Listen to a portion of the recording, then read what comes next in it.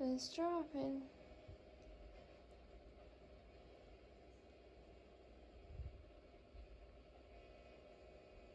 Dropping.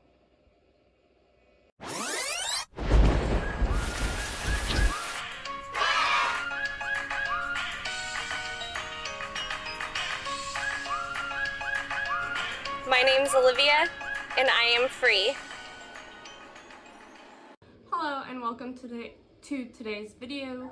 Today's video is going to be about Ehlers Danlos Syndrome, complications, and secondary conditions. So the purpose of today's video is so that anybody who struggles with a diagnosis of Ehlers Danlos Syndrome or any of its secondary conditions or complications that run with it, you can show this video to your friends and family members to help them understand better and how to better support you. The condition that I'm going to talk about today is called P.O.T.S or Postural Orthostatic Tachycardia syndrome, and I have created a little diagram. P.O.T.S is when you get tachycardic upon standing up. Like I said, P.O.T.S stands for Postural Orthostatic Tachycardia syndrome. Orthostatic is just your position. Laying down is called supine, and then when you stand up, that is orthostatic. And the status of it is tachycardia. And what tachycardia means is that you have a really fast heartbeat. And specifically for P.O.T.S, it would have to increase by 30 beats per minute from laying down to standing. There are different types of P.O.T.S. There is a type called hyperadrenal P.O.T.S, which is where your adrenal glands produce a lot of adrenaline whenever you stand up, and so it kind of like stresses the body out. For people who have Ehlers Danlos Syndrome, P.O.T.S is very common because everything in our body is very loose and stretchy, and that includes our veins and arteries. For people who have P.O.T.S and Ehlers Danlos, when we stand up, then our blood starts to pool in our legs. So it will look like this. When a normal person stands up, what your veins are supposed to do is they'll go from dilated to constricted. And what this does is it helps all the blood that starts to drop down into your legs, and when they squeeze, it'll push it right back up to the heart, which will then get blood flow to the brain. And for people who have P.O.T.S, this doesn't happen, so the blood kind of just stays in the legs. And for people who have severe P.O.T.S or many different types of P.O.T.S, it can cause a range of disabling symptoms.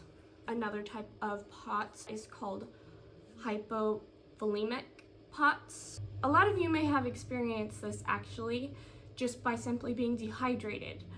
And when you're dehydrated, your body does not produce enough blood. And when you lay down and you get up too quickly and you feel dizzy or everything goes black for a minute and you just kind of have to brace yourself, that is what P.O.T.S is, except for people who have a diagnosis of chronic P.O.T.S. It is something that doesn't go away.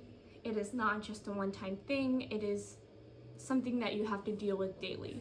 The last kind of P.O.T.S is autonomic dysfunction. So there is a part of the brain that is called the autonomic nervous system.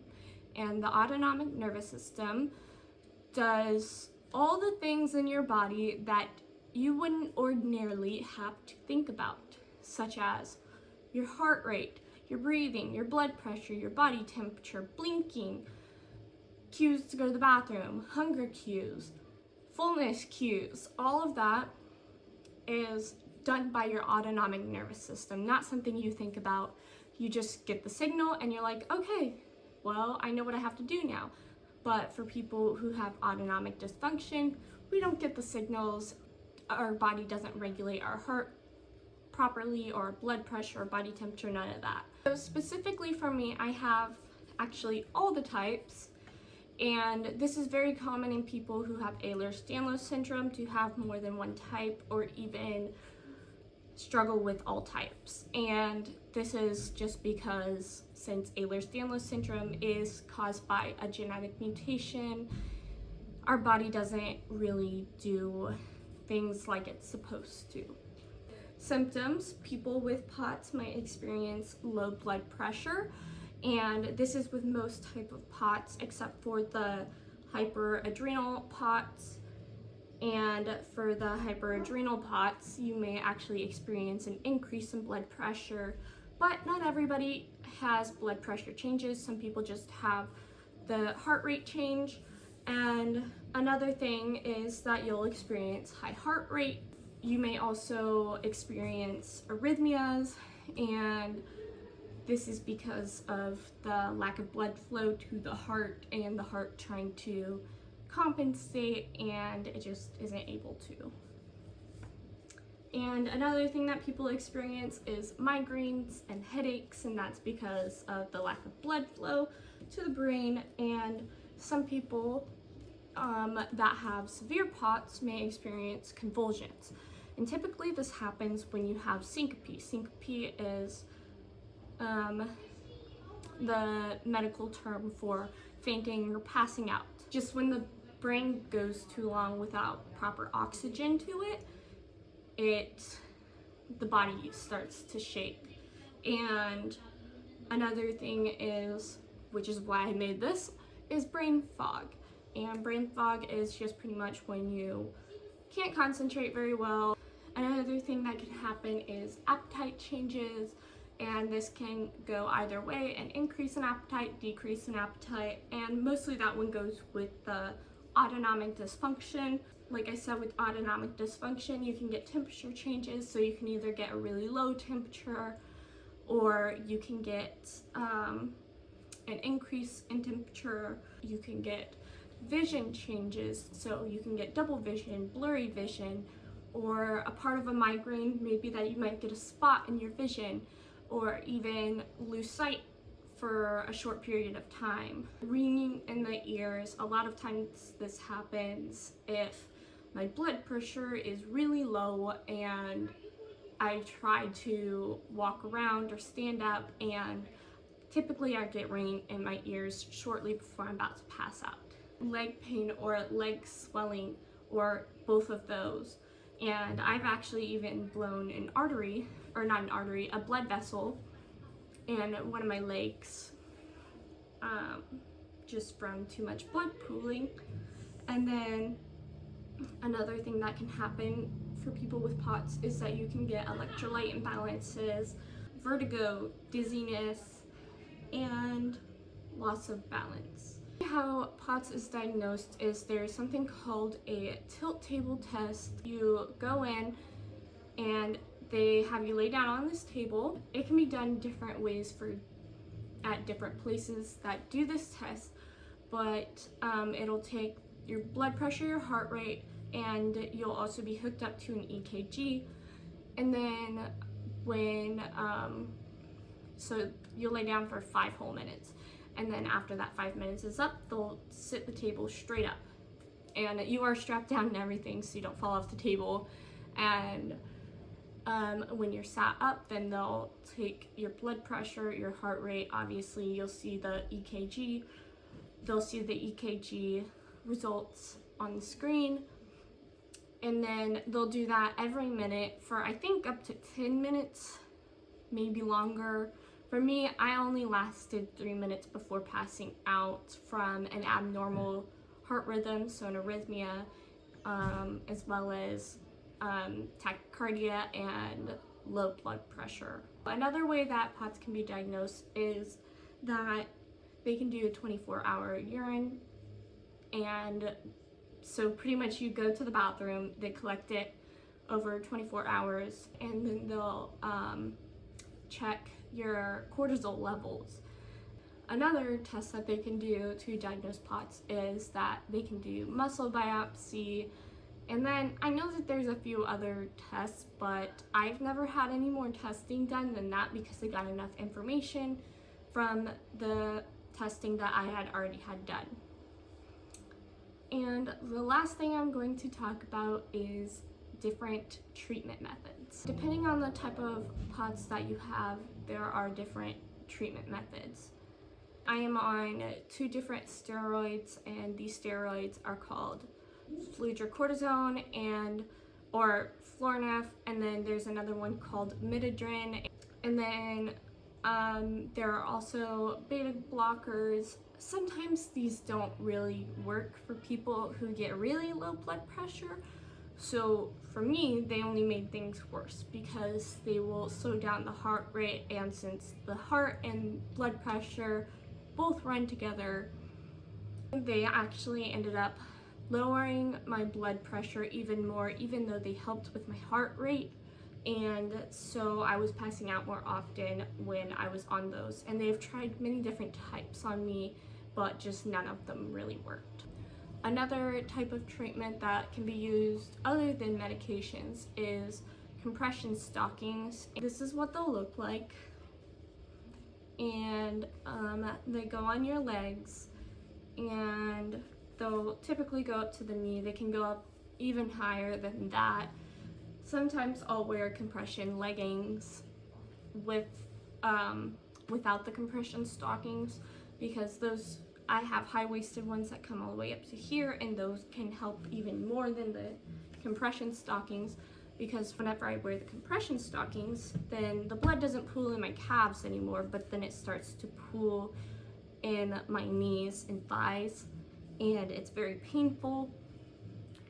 And then another type of treatment that can be used is salt tablets, and this is because oftentimes people with POTS have low sodium levels, and salt helps you hold on to fluids more, and this can be really helpful for hypovolemic POTS, so it can increase your blood volume.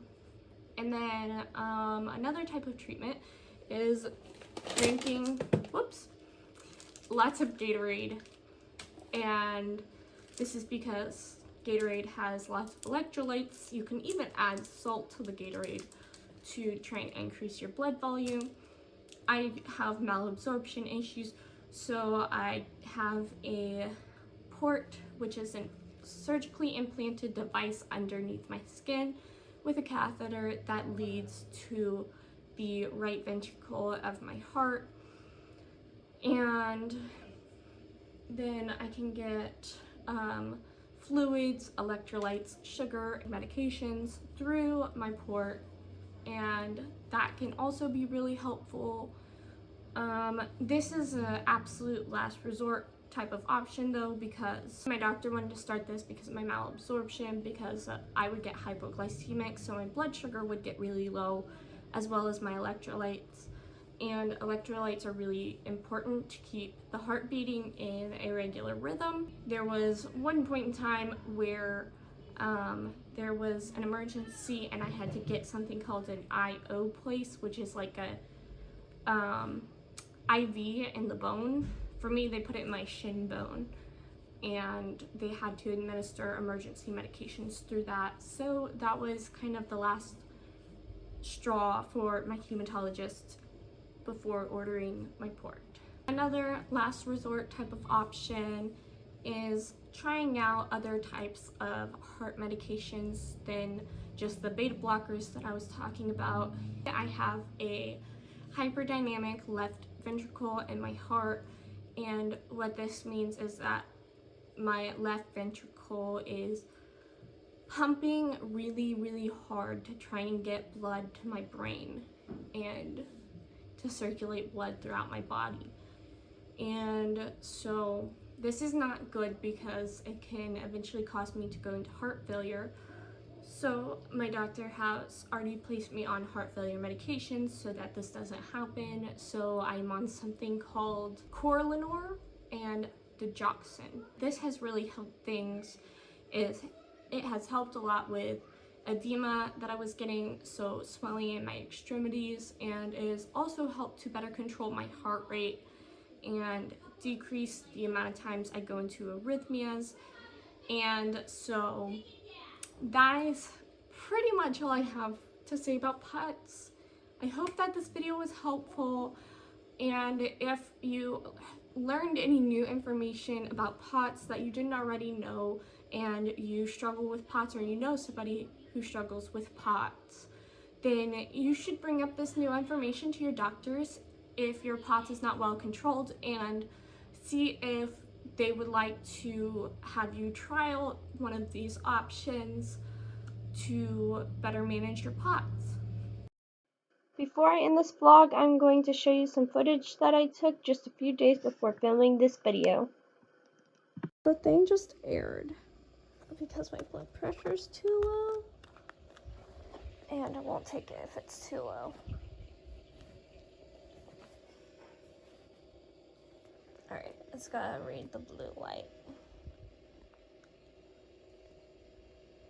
So it's taking right now.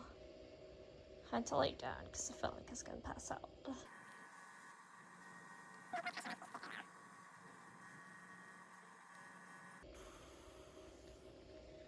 Okay, it went back to normal now.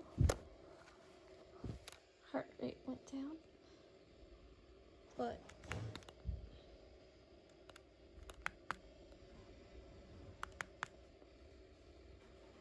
alright, so that's what it was just now.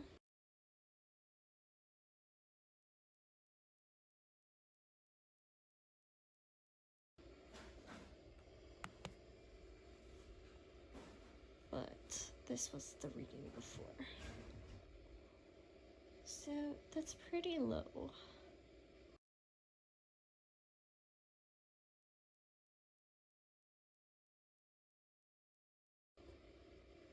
Probably why it wouldn't take. But I'm gonna try one more time.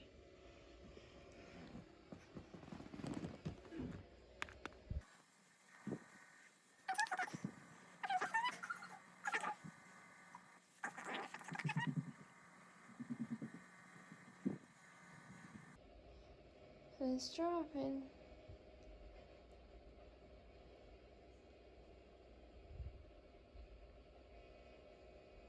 Dropping. Dang it.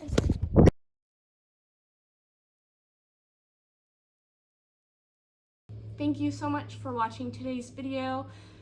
If you enjoyed this video, give it a thumbs up, or if this video was helpful. And then also go check out my channel, and you will find more informational videos as well as just fun daily vlog videos that you might enjoy. And if you enjoy those videos, hit the subscribe button. If you would like to receive notifications for upcoming videos, hit the bell notification sign, and have a great rest of your day, night, whatever time of day it is for you. Thanks!